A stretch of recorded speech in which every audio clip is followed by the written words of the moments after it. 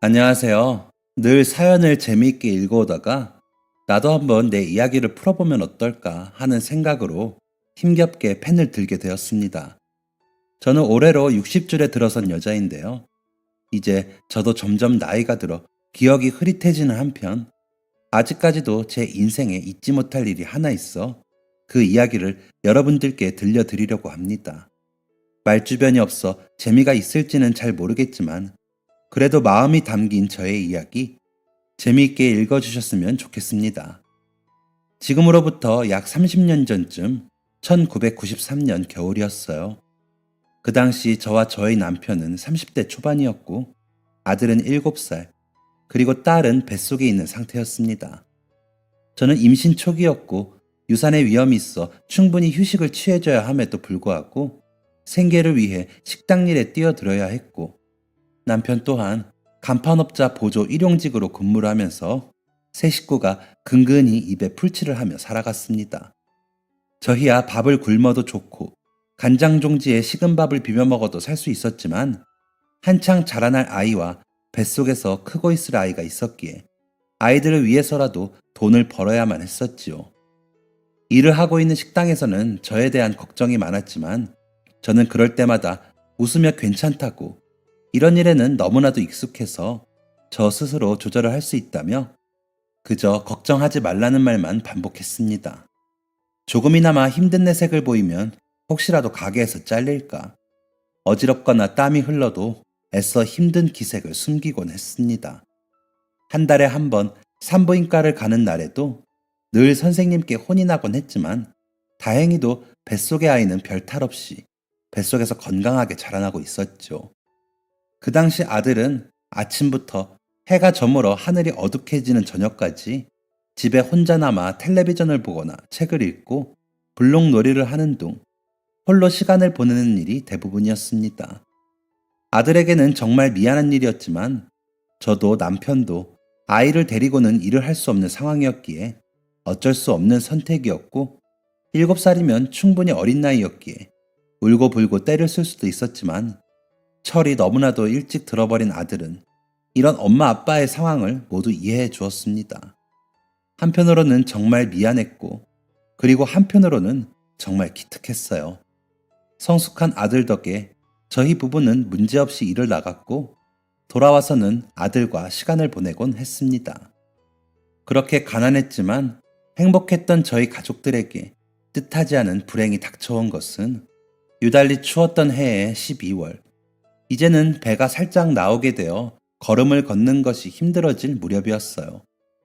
국밥집이어서 그랬는지 그날따라 이상하리만치 손님이 많았던 그날 결국 오버타임으로 근무를 하게 되었고 평소보다 3시간 정도 늦은 귀가를 한 날이었습니다.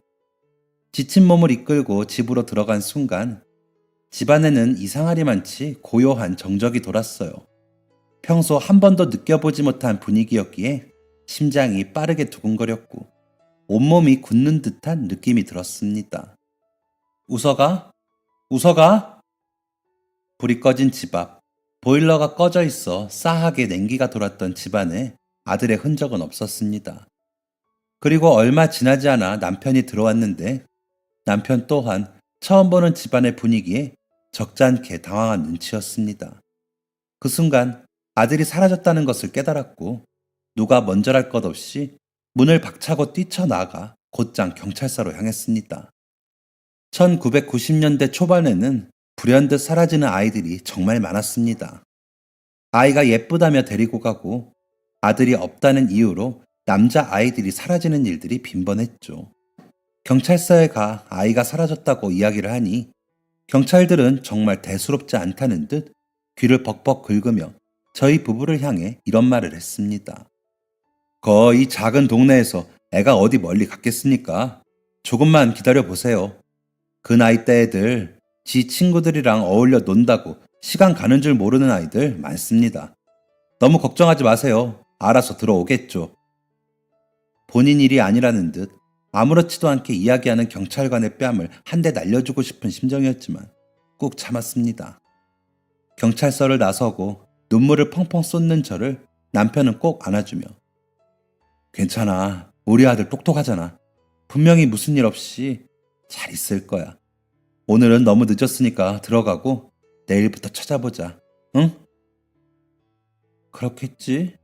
우리 우석이 정말 별일 없겠지? 응, 누구 아들인데. 그러니까 우선 오늘은 진정하고 들어가자.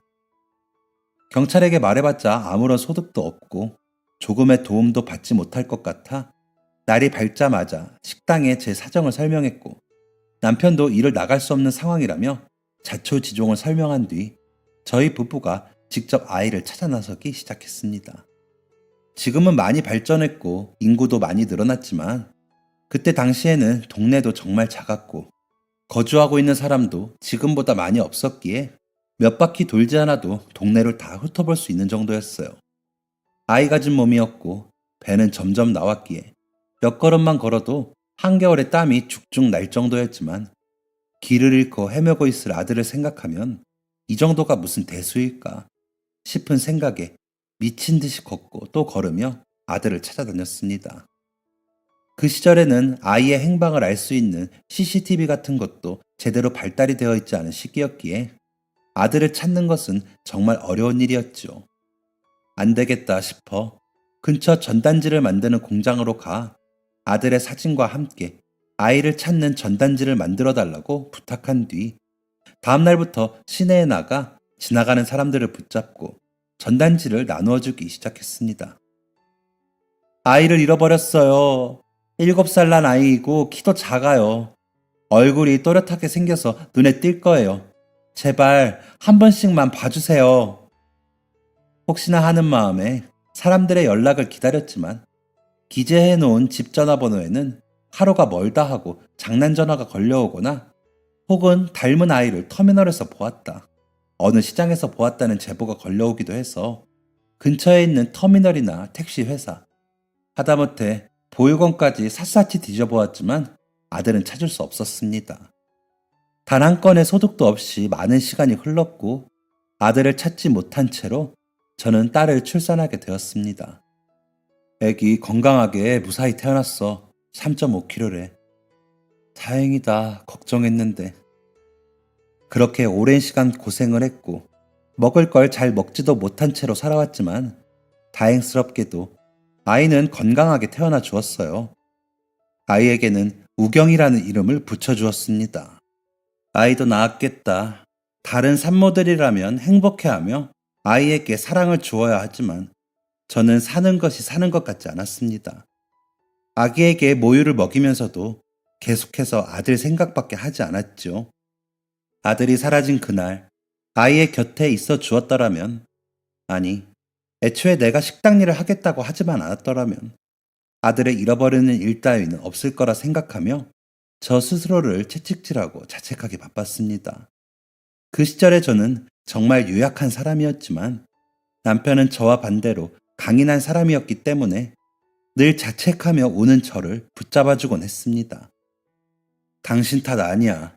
나도 우석이 잃어버린 건 슬프지만 난 세상 어딘가에 우리 우석이가 건강하게 잘 살고 있다고 생각해. 그리고 우리가 계속 이렇게 슬퍼한다면 막 태어난 우리 딸한테도 안 좋은 영향을 미칠 수 있을 것 같고. 그러니까 힘들겠지만 우리 우경이를 위해서라도 조금만 더 기운내서 살자. 응? 남편의 이런 마인드는 저에게 힘이 되었어요. 늘 주저앉으려던 저를 잡아주고 달래주고 위로해주면서 남편은 저를 단단하게 받쳐주는 기둥 같은 존재가 되어 주었습니다. 그랬기에 저 또한 아들을 그리워하는 마음을 조금은 묻어두고 딸을 키우는데 어느 정도 집중을 할 수 있게 되었죠. 그렇게 시간은 흘렀고 덕분에 딸은 정말 예쁘고 건강하게 성장했습니다. 남편은 공장에 취업해 고정적인 수입을 얻었고 저는 집에서 살림을 하면서 아이를 돌보았지요. 예전보다 형편이 조금은 나아졌지만 저희 가족은 이사를 하지 않았습니다. 그 이유는 혹시나 성장한 아들이 집을 찾아올 수도 있지 않을까라는 생각 때문이었죠. 그리고 딸이 초등학교에 들어갈 나이가 되었을 무렵 저는 방 한 구석에 보관해 두었던 가족 앨범을 꺼내 딸에게 보여주었습니다. 처음 보는 우리 부부의 모습에 아이는 신기해하며 책장을 한 장 한 장 넘기다가 아들의 사진을 보더니 고개를 갸웃거리며 이 사람은 누구냐고 저에게 물었습니다. 저는 살며시 웃으면서 아이의 손을 잡고 이야기를 해주었어요. 응, 우리 우경이 오빠야. 지금은 잠깐 멀리 있어. 멀리 있어? 오빠는 우경이 보러 안 와? 안 보고 싶대? 오빠도 우경이를 보고 싶어 할 거야. 우경이가 엄마 뱃속에 있었을 때 오빠가 엄마 배를 자주 만져줬거든. 노래도 불러주고. 우경이는 그거 기억 안 나지? 아니, 기억나. 나는 엄마 뱃속에 있었을 때부터 태어나는 순간까지 전부 기억나는데. 치, 뻥쟁이. 딸에게 오빠의 존재를 인식시켜주면 먼 훗날 오빠가 돌아왔을 때 알아보지 않을까 하여 아들에 대한 이야기를 해주었습니다. 오빠는 정말 의젓한 아이였다고. 엄마 아빠가 힘든 걸 알고 옆에 와서 위로도 해줬고 정말 사랑스러운 아이였다고. 그리고 딸은 먼 훗날 오빠가 돌아오게 된다면 꽉 껴안아 줄 거라는 말도 했습니다. 그래, 이런 게 행복이겠지. 비록 우리에게 행복을 가져다 주었던 아들은 지금 없지만 그래도 시간이 지나고 나면 언젠가 우리 곁에 선물처럼 나타나 주겠지 라는 생각으로 살아가게 되었어요. 남편이 저에게 늘 긍정적인 마인드를 안겨준 것처럼 저도 부정적인 생각은 어느 정도 떨쳐내고 아들은 어딘가에서 잘 살고 있을 거라는 생각을 가지고 살아가자는 생각을 하게 되었습니다. 그래도 이대로 쭉 행복하자고 그렇게 다짐을 했는데 하늘은 저희 가족을 미워하셨던 걸까요? 저희 가족을 한 번 덮쳤던 불행은 아이가 중학교에 들어가는 시점에서 또 한 번 갑작스럽게 찾아오게 되었습니다. 남편은 정말 건강한 사람이었어요.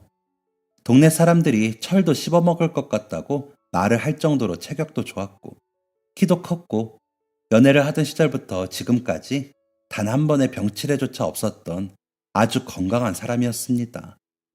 그런데 어느 날 남편은 안색이 창백해지더니 끙끙 앓기 시작했습니다. 개도 안 걸린다는 여름 감기에라도 걸린 걸까 싶어 이 말을 짚어보니 불덩이였죠. 당신 지금 열 엄청나. 괜찮아? 한 번도 이렇게 아픈 적은 없었는데 이상하네. 뭐 잘못 먹은 것도 아닌데 설사도 막 나오고. 병원에 가야 하는 거 아니야? 설사까지 할 정도면 식중독일 수도 있을 것 같은데 여름이잖아. 아니야. 병원은 무슨. 괜찮아. 나 건강한 거 알잖아. 약만 먹으면 좋아질 거야. 진통제 같은 거 없어? 서랍에 있긴 한데 잠시만 기다려봐. 병원에 가자고 권유를 했지만 남편은 마다했고 저는 거실 서랍에 있는 진통제를 꺼내어 남편에게 건네줬습니다.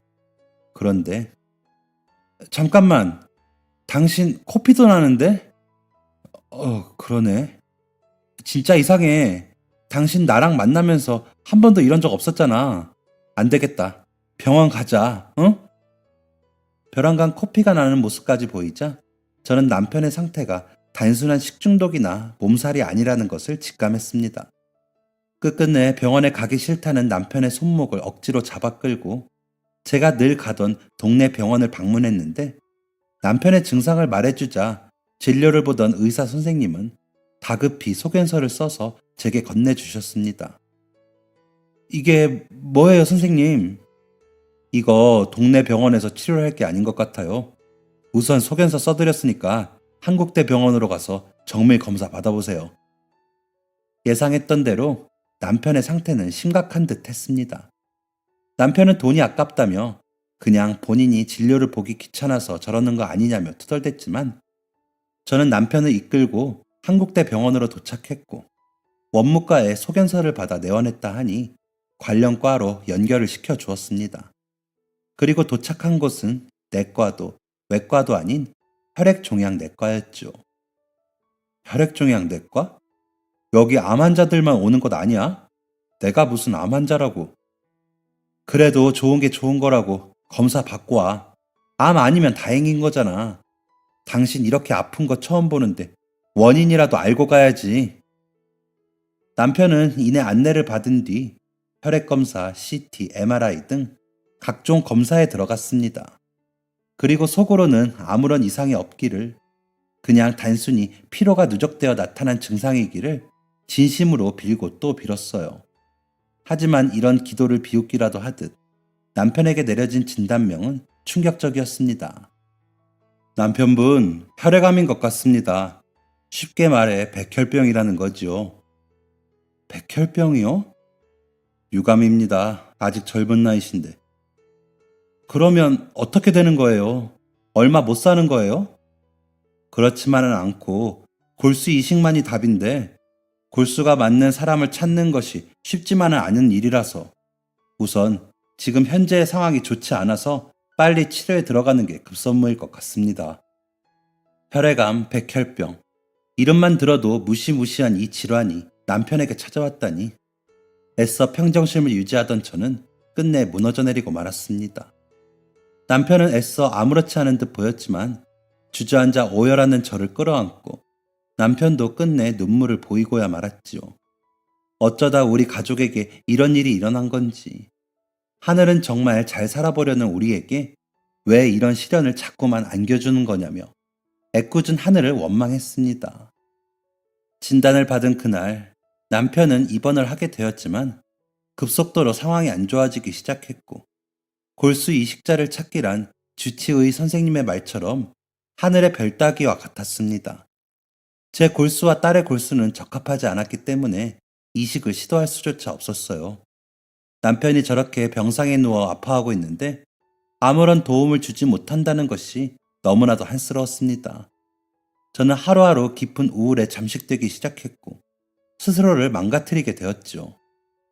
엄마, 정말 밥 안 먹을 거야? 엄마는 괜찮아. 너 혼자 먹어. 엄마 밥 안 먹은 지 3일이나 됐어. 진짜 괜찮아?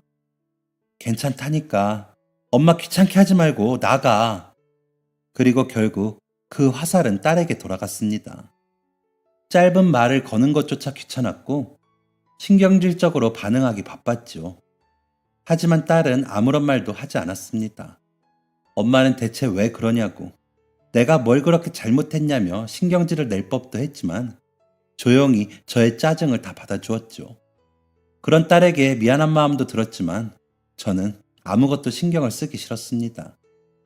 그리고 제 안의 우울이 점점 깊어질 무렵 남편도 나아지지 않고 아들도 돌아오지 않을 것이라면 이대로 목숨을 연명하며 살아가는 것이 의미가 없다는 생각을 하게 되었고 안방 서랍 속 처방을 받아 놓았던 수면제를 꺼내어 입안으로 양껏 털어 넣었습니다. 머지않아 의식이 흐릿해지기 시작했고 엄마! 엄마! 딸의 목소리가 희미하게 들려옴과 함께 눈이 서서히 감겼습니다. 이제 이대로 고통을 받을 일은 없을 거라고 하늘에 계신 부모님께는 조금 일찍 오게 되어 죄송하다고 말씀드려야지 싶은 생각이 드는 찰나에 눈을 뜨게 되었습니다. 하얀 불빛, 하얀 천장, 이곳이 천국인가 싶을 무렵 밀려오는 구토감과 급히 몸을 일으켜 휴지통을 찾아 울렁거림을 해소했습니다. 하늘나라까지 와서 이런 고통을 받아야 하나 회의감이 들 때쯤 멀리서부터 요란한 소리가 들려오기 시작했고 그 소리는 제 앞으로 다가왔습니다. 정희숙 씨 일어나셨네요. 저 살아있나요? 그 정체는 다름 아닌 의사와 간호사였어요. 제가 살아있었던 것이었죠. 네, 정희숙 씨 살아 계시고요. 따님이 신고해서 이쪽으로 이송되셨어요. 조금만 늦었으면 큰일 나실 뻔했습니다. 딸한테 감사하세요. 곧이어 찾아온 구급대원에게서 자초지종을 들어보니 제가 수면제를 먹고 잠이 들 때쯤 학교에서 막 돌아온 딸이 저를 발견했고 119에 신고를 했다는 것이었습니다. 좋은 것만 봐도 모자랄 딸에게 엄마가 죽어가는 모습을 보여주다니 그제서야 아차 싶은 생각이 들었습니다. 얼마 지나지 않아 딸이 병실로 찾아왔습니다. 얼마나 울었는지 눈, 코는 물론이고 얼굴까지 퉁퉁 부은 채로요. 그 모습을 보자니 미안해서 딸의 얼굴을 제대로 쳐다볼 수조차 없었습니다. 엄마, 놔두고 어디 가려고 했어? 아니야, 우경아. 엄마가 잘못 생각했어. 너무 힘들어서 그랬어. 그러면 안 됐는데. 너한테 그런 모습을 보여주면 안 됐었는데. 엄마가 너무 모자란 행동을 했어. 미안해. 나도 알아. 엄마가 지금 많이 힘들다는 거. 근데 그렇다고 해서 죽으려고 하면 어떡해? 엄마 가면 나는, 아빠는, 아직 돌아오지 못한 우리 오빠는, 오빠 때문에 이사도 안 가고 아직까지 여기서 사는 거라며. 그럼 어떻게 해서라도 살아야지. 악착같이 살아서 오빠 봐야 할 거 아니야. 딸아이는 제 앞에서 목이 터져라 펑펑 울었고, 저는 그런 아이를 안으며 달래주다가 함께 울어버렸습니다. 내가 너무 나약했구나. 나는 엄마로서의 자격이 없는 걸까 싶은 생각이 들다가도 지금 내가 여기서 정신을 차리지 않으면 앞으로 더 큰일이 나겠구나 싶은 생각도 함께 들었습니다. 혹시 아빠는 알고 있어? 미쳤어? 아빠한테 말할게. 말 안 했어. 아빠가 알면 엄청 슬퍼할 거야. 우리 둘만의 비밀이야. 다시는 이러지 않겠다고 약속해, 엄마. 응, 너랑 아빠, 그리고 오빠를 위해서라도 절대 앞으로 이런 생각 안 할게. 엄마 강해질게, 이제. 며칠이 지나 퇴원을 했고, 딸과 저는 집으로 돌아왔습니다. 남편은 다행히도 위급한 상황은 넘겼지만, 어떻게 해서든 골수 이식자를 찾아야만 했고, 장기적으로 갈 경우에는 더 이상의 미래를 장담할 수 없다는 연락을 받았습니다. 골수 이식을 받으려는 사람은 넘쳐나지만 기증자는 쉽사리 나타나지 않는 상황이라 저는 애가 타들어갔지요. 제 골수가 맞았다면, 그리고 딸의 골수가 맞았더라면 참 좋았으련만. 그 순간 저는 저를 또 원망했습니다. 그렇게 이틀이 흘렀을까. 모르는 번호로 부재중 전화가 2통 정도 와 있었습니다. 부재중이 찍혀있는 번호로 전화를 거니 얼마 지나지 않아 한 남자의 목소리가 들려왔습니다. 네, 부재중 전화 찍혀있길래 연락드렸는데요. 아, 잠시만 기다려주세요. 이윽고 누군가가 전화를 건네받았습니다. 알고 보니 저를 이송했던 관할 소방서의 서장님께서 저에게 할 말이 있어 전화를 걸었다는 것이었죠. 다름이 아니라 저희 애들이 환자분을 이송하던 날 병원에서 환자분 사정을 듣게 되었습니다. 들으려고 들은 건 아니었는데 그게 선의의 소문이 나서요. 아, 네. 남편분이 백혈병으로 골수 이식이 필요하신 상황이라고. 네, 맞습니다. 당장 골수 이식 적합자를 찾아야 하는데 그게 말처럼 쉽지가 않네요. 저희 소방서에 장경석 소방경이라고 젊은 친구가 하나 있는데 그 소식을 듣더니 본인이 검사를 해보고 싶다고 하네요. 만약 검사를 진행해서 본인이 적합하다고 나오면 기증을 하고 싶다는 의사를 밝혔는데 어떻게 생각하십니까? 네? 정말요? 뜻하지 않은 기증 의사에 저는 망설임 없이 감사하다는 말을 꺼냈습니다. 내일쯤 병원 측에 검사 요청을 하고 검사 결과가 나오는 대로 다시 전화를 주겠다는 말을 하곤 전화가 끊어졌어요. 한껏 상기된 제 얼굴에 거실에 있던 딸은 무슨 좋은 소식이 있느냐며 저에게로 다가왔습니다. 그때 엄마 이송하던 소방서에서 전화가 왔는데 병원에서 아빠 이야기를 들었다나 봐.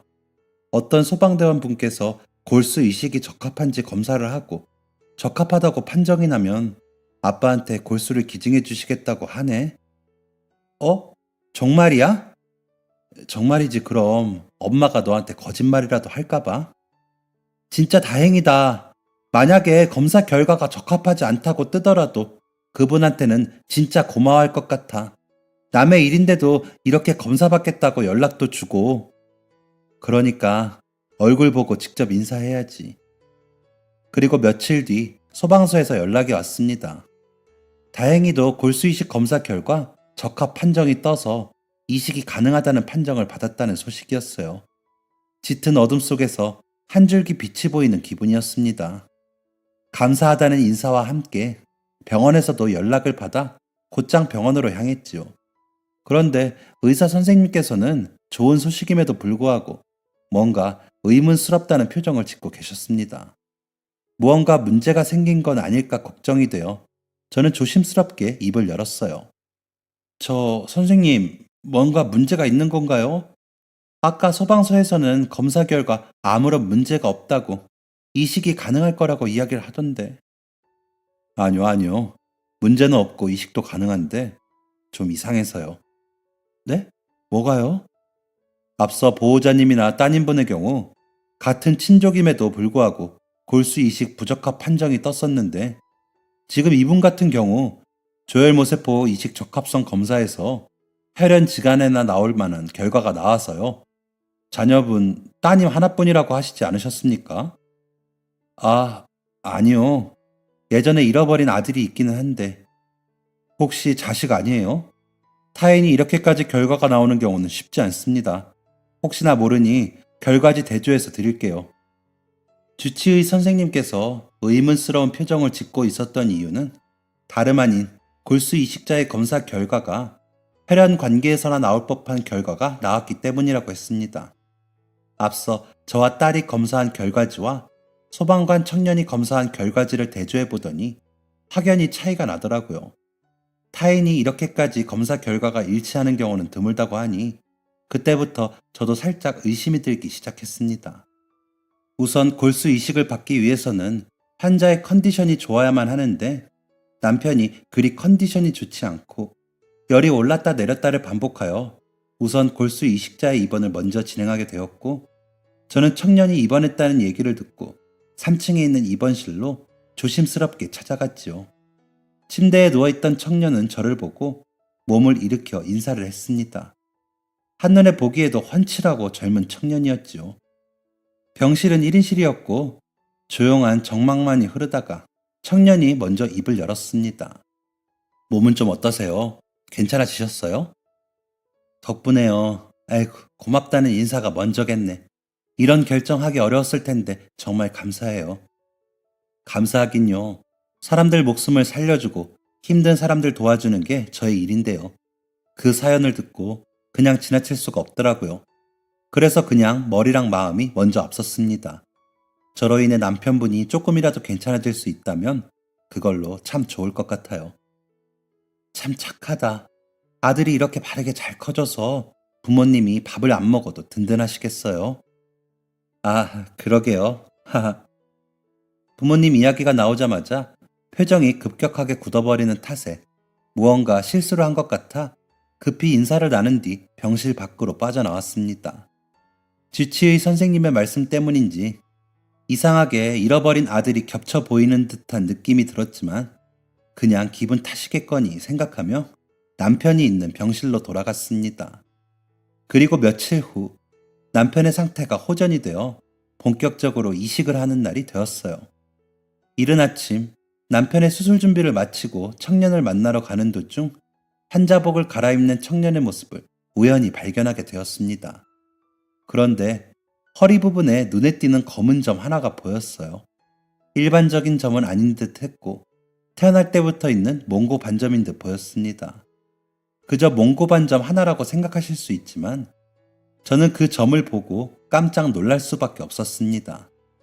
그 이유는 잃어버린 아들의 허리에도 똑같은 모양의 몽고 반점이 있었기 때문이지요. 몽고 반점의 경우에는 다른 부위의 점처럼 같은 위치, 같은 모양으로 나타나 있을 확률이 극히 적은 것으로 아는데 우리 아들이랑 똑같은 위치에 점이 있네. 그저 우연이겠지? 라고 생각하며 병실 문을 똑똑 두드렸습니다. 아, 안녕하세요. 오늘이 이식날이네요. 안 떨려요? 처음 해보는 수술이라서 많이 긴장되고 그럴 텐데. 아니요. 잘 될 거라는 믿음이 있어서 그런가? 떨리진 않아요. 남편분은 상태 괜찮으세요? 네, 엊그제보다 훨씬 나아요. 발열도 없고, 부종도 없고, 최상의 컨디션이에요. 이식 수술이 더 늦춰지지 않아서 다행이라고 하더라고요. 정말 고마워요. 수술 전날 겁먹고 도망가는 사람도 많다고 하는데, 어려운 결정 내려줘서. 하하, 아닙니다. 수술 잘 끝내고 올 테니 걱정하지 마세요. 그렇게 얼마 지나지 않아 이식이 시작되었고, 수술은 다행히도 짧은 시간 안에 무사히 끝나게 되었어요. 하지만 이식이 성공적으로 마무리되었다고 해서 끝인 것이 아니라 앞으로 장기적인 싸움을 해야만 한다고 했습니다. 조혈 모세포 이식이 적합하다고 해서 수술 뒤에도 온전한 상태일 것이라는 보장을 할 수 없다는 것도 알고 있었기에 의사 선생님께서 하시는 말씀을 모두 수긍할 수 있었어요. 그래도 이식 중 별다른 거부 반응이나 이상 반응을 보이지 않았다고 하여 그제야 가슴을 조금 쓸어내릴 수 있었습니다. 남편은 생각보다도 더 강인한 사람이었습니다. 살고자 하는 의지가 정말 강한 사람이었기에 힘든 과정들을 정말 잘 견뎌내 주었고, 백혈병 환자답지 않게 빠른 회복세를 보여주었어요. 저는 남편을 간호한 뒤 잠든 모습을 보고 다른 병실에 있는 청년에게 발걸음을 옮겼습니다. 아이고, 안 자고 있었네. 너무 고생 많았어요. 아닙니다. 고생 많으셨어요. 남편분은 괜찮으세요? 별다른 이상 반응 없으시고요. 네, 다행히도 아직까지는 별다른 이상 증상이 없어요. 내가 한 가지 물어보고 싶은 게 있는데, 네, 얼마든지 물어보세요. 저번에 부모님 이야기 꺼냈을 때 표정이 안 좋던데, 혹시 내가 뭔가 실수한 게 있나 싶어서요. 청년은 제 말에 잠시 멈칫하더니 무언가를 곰곰이 생각한 다음 입을 열었습니다.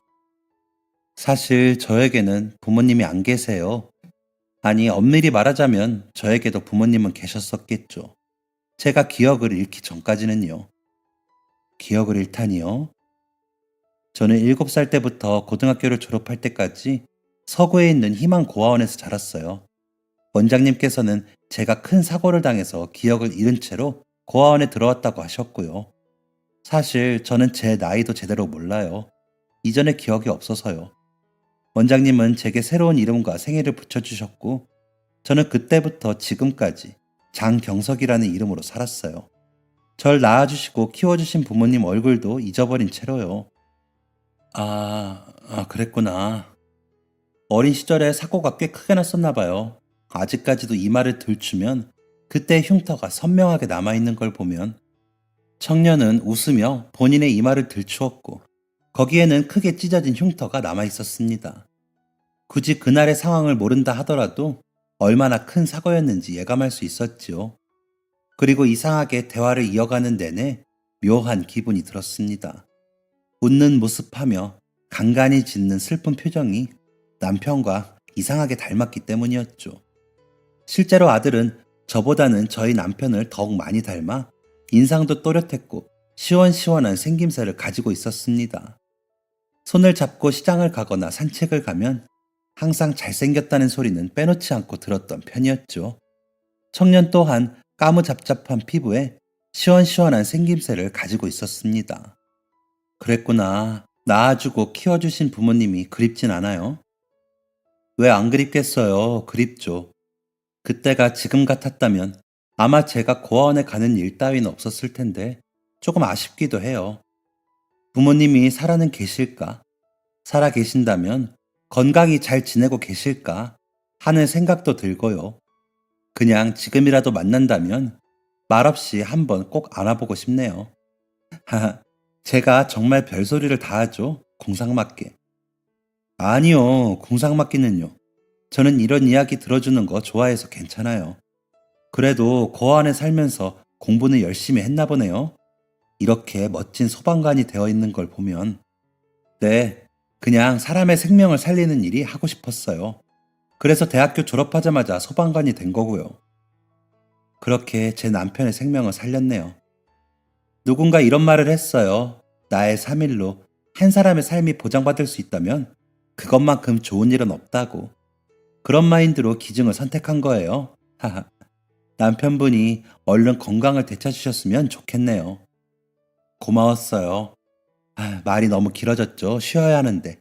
이만 가볼게요. 혹시나 저 청년이 잃어버린 내 아들은 아닐까 하는 생각. 아니, 차라리 아들이었으면 좋겠다는 생각이 들었습니다. 우리 아들도 살아있다면 딱 저 정도 나이대이지 않을까 싶은 마음이 들었지요. 무언가 퍼즐이 맞추어지는 듯한 요상한 기분과 함께 시간은 일주일이 흘렀고, 남편의 혈액세포 수는 다행히도 정상 범위를 유지하게 되어 저희는 지긋지긋한 병원과 작별을 할 수 있었어요. 다만 정상 수치를 유지한다고 하더라도 병원에는 주기적으로 내원을 해야 했습니다. 그래도 그렇게나 그리워하던 집에 건강을 되찾아 돌아갈 수 있다는 사실이 저희 부부에게는 꿈만 같았습니다. 집으로 돌아가던 그날, 저희 세 식구는 기쁘고 벅차오르는 마음에 서로를 부둥켜 안고 한참을 울다 잠에 들었어요. 남편은 골수를 이식해준 청년의 얼굴을 한 번도 보지 못했습니다. 남편이 회복하고 난 후에는 이미 그 청년이 퇴원을 한 후였기 때문이었죠. 어떤 방법으로든 목숨을 살려주어 너무나도 고맙다는 인사를 전하고 싶다고 했지만 아무래도 소방관들이 한가한 것도 아니고 개인 시간을 따로 낼 만큼 여유롭지도 않다 보니 기회는 쉽사리 생기지 않았습니다. 언젠가 기회가 있겠거니 생각하며 남편은 열심히 건강 관리를 했고 병원에도 정기적으로 검사를 하러 다녔습니다. 그러던 어느 날 소방서에서 전화 한 통이 걸려왔습니다. 안녕하세요. 저 기억하시죠? 장경석 소방경입니다. 아, 네, 안녕하세요. 아이고, 제가 너무 늦게 연락을 드렸죠? 죄송해요. 아직 퇴원 안 하신 줄 알고 병원에 들렀었는데 병원에서는 진작에 퇴원했다고 해서 진작 전화 좀 해볼 걸 그랬어요. 근데 저희 직업이 직업이다 보니 하루에도 여러 건 신고가 들어와서 연락할 틈이 없었네요. 늦게 연락드려 죄송합니다. 아니에요, 아니에요. 저희는 다 이해해요. 전화 주신 것만으로도 감사한 걸요. 제가 먼저 전화했어야 하는데. 남편분은 좀 어떠세요? 괜찮으세요? 네, 지금 아주 건강하게 잘 지내고 있어요. 본인 몸 관리하는 데에는 철저한 사람이라 식단 관리며 병원 정기 검진이며 빠지지 않고 잘 다니고 있고요. 진짜 다행이네요. 엄청 걱정 많이 했었는데 건강하시다니까 너무 기분이 좋네요. 혹시 오늘 시간 괜찮으세요? 오늘이요? 네, 오늘 시간 괜찮아요. 그럼 이따가 댁에 한번 들리고 싶은데 혹시 불편하지 않으시다면 방문해도 괜찮을까요? 방문이요? 아, 네, 저희는 괜찮아요. 얼마든지 오세요. 저녁 같이 먹어요. 네, 그럼 이따 한 7시쯤 방문하도록 하겠습니다. 전화를 끊기 전 무슨 반찬을 좋아하느냐 물었어야 했는데 그걸 물을 틈도 없이 전화는 끊어졌습니다. 그냥 보통 젊은 사람들이 좋아하는 반찬으로 준비를 해야겠다 싶어 마트에 가서 장을 받고 시간은 어느덧 저녁이 되었어요. 한창 식사를 준비하는 중 누군가가 현관문을 똑똑하고 두드렸고 딸이 나가서 문을 열어주었지요. 어서 오세요. 어머, 뭘 이런 걸 사들고 왔어요. 그래도 빈손으로 오기는 뭐해서 과일 바구니가 제일 좋다길래 사들고 왔어요. 제철 과일들만 담아서 만들었다는데 마음에 드실지 모르겠네요. 하하. 처음 뵙겠습니다. 덕분에 제가 이렇게 살아있네요. 아, 건강하셔서 정말 다행이에요. 안색도 좋으시고. 자자, 우리 반가운 인사는 천천히 나누도록 하고 우선 식사부터 해요. 김치찌개 좋아해요? 네, 저는 가리는 음식 없이 다 잘 먹습니다. 다행히 제가 해준 반찬을 청년은 정말 맛있게 먹어주었어요.